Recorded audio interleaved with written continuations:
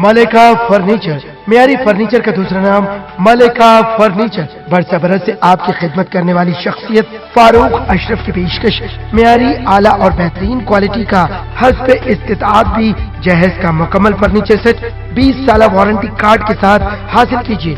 मलिका furniture, रूबरू Walter hotel, Mughalpura, Hyderabad.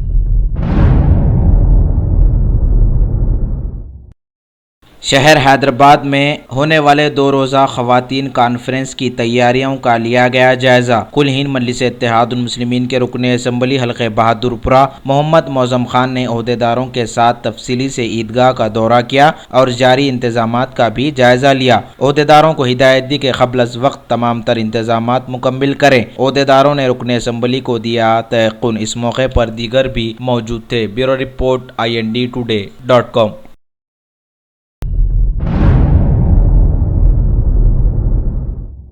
Hindustan और बांग्लादेश के बीच खेले जाने वाला टेस्ट मैच की तैयारियां मुकम्मिल। शहर हैदराबाद के उप्पल स्टेडियम में इस टेस्ट मैच को खेला जाएगा। रचाकुंडा कमिश्नर महेश भगवत ने बताया कि पुलिस के तमाम तर इंतजामात मुकम्मिल कर लिए गए हैं। वहीं स्टेडियम में भी तैयारियां मुकम्मिल कर ली गई है। Bureau report INDtoday.com।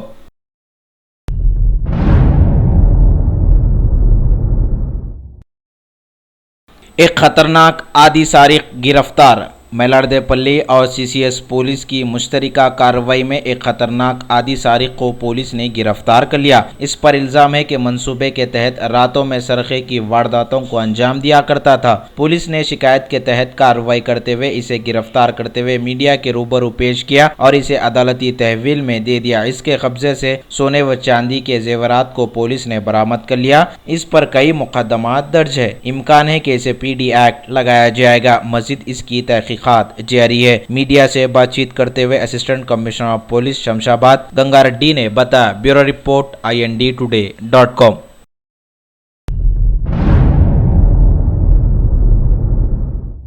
Bharatiya Janata party ने अपने PM के खास बयान के लिए अपने तमाम MPs को ऐवान में मौजूद रहने का व्हिप जारी किया और सदर जमहूरिया हिंद के बयान से पहले ऐवान में बुलाई बैठक, जिसमें 3 हुक्मनामों पर तबादला ख्याल किया गया। ऐवान में सभी ने PM मोदी को गरीबों का मसीहा बताने का फैसला किया। बीजेपी ने इस नारे को घर घर फैलाने के लिए हाथ भी मिलाया कि इज्जतमाब मोदी गरीबों का मसीहा। अब सवाल पैदा होता है कि क्या 2.5 सालों में भी लोगों ने इस बात को नहीं समझा होगा?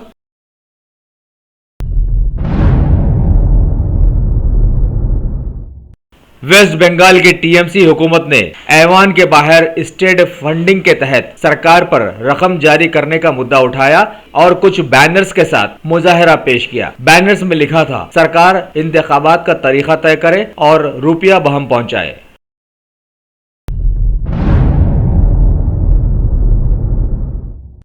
हाल ही में कानपुर में हुए एक रेल हादसे में हुकूमत की तफ्तीश पर यह बात सामने आई कि ये सबोताज का नतीजा था, लिहाजा उसके कर्ता धर्ता को गिरफ्तार कर लिया गया। बताया गया है कि शमसुल हुदा एक ISI एजेंट है जो इसका जिम्मेदार था और उसे काठमांडू से गिरफ्तार किया गया है। भारत की स्पेशल टीम्स ने 2 दिनों तक उससे पूछताछ की और अब नेपाली हुकूमत से बातचीत कर उसे भारत लाने की तैयारी में जुटी हुई है। तफ्तीश से ये बात भी सामने आई कि पाकिस्तान के शेख शफी ने शमसुल हुदा को ये जिम्मेदारी सौंपी थी और दुबई से फंड दिलाया था। भारत और साथी मुल्कों में ये एजेंट जाली नोट का रैकेट चलाया करता था।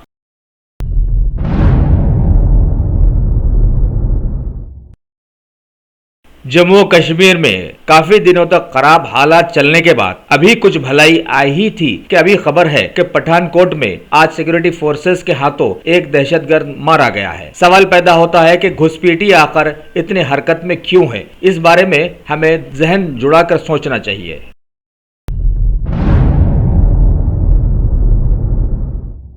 अभी हमारे मुल्क में एक मजेदार चोरी सामने आई है। खबर है कि दिल्ली में नोबेल अवार्ड याफ्ता श्री सत्यार्थी के घर चोरी हो गई है। घर का कोई और सामान नहीं गया है और चोर ने सिर्फ उनका नोबेल सर्टिफिकेट उड़ा ले गया है। ऐसा क्यों हुआ है, ये आगे मालूम हो सकता है।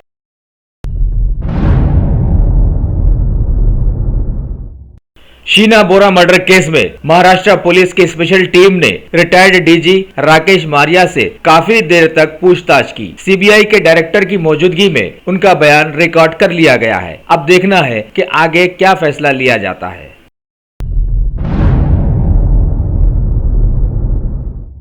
आज हमारे मुल्क के नौजवानों की ज़हनी कैफियत बड़ी अजीबोगरीब हो गई है। वो समाज की परवाह ना करते हुए अपनी मनमानी ख्याल को बढ़ावा दे रहे हैं। खबर है कि सूरत में एक मुकाम पर कार पार्किंग पर झगड़ा उभर कर सामने आया और खुलेआम अंधाधुंध लाठियां बरसाई गई, जिसमें कई लोग जख्मी हो गए, जिनमें खवातीन और बच्चे सभी शामिल हैं। ऐसे सिरफिरे नौजवानों का मेंटल टेस्ट करवाना अब जरूरी हो गया है।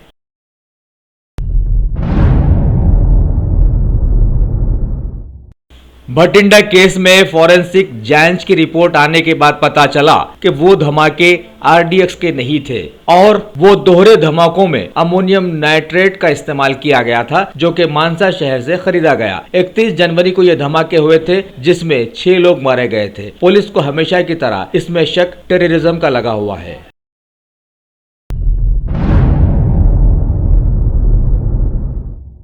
ऑल इंडिया मजलिस इत्तेहादुल मुस्लिमीन के सदर जनाब असदुद्दीन अवैसी ने उत्तर प्रदेश के मुरादाबाद में इंतखाबी माहौल को मुखातिब करते हुए बताया कि मुसलमान समता पार्टी, कांग्रेस और बीजेपी को 3 तलाक दे देंगे और सीएम अखिलेश पर बीजेपी से खुफिया इत्तेहाद का इल्जाम लगाया और बताया कि लालू जी और मुलायम जी ने खानदान की तकरीब में पीएम मोदी को दावत देकर उन्हें ही दूल्हा तस्वुर कर लिया था।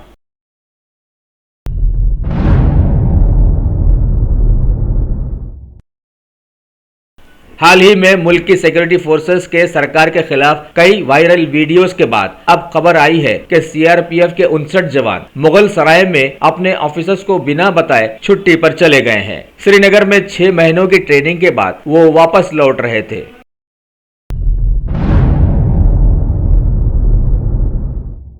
इंग्लैंड में महारानी एलिजाबेथ ने अपने दौरे हुकूमत का बनाया एक नया रिकॉर्ड। उन्होंने 65 साल मुकम्मल कर लिए हैं, जबकि वहां की तारीख में किसी भी हुक्मरान का नहीं रहा इतना लंबा अरसा।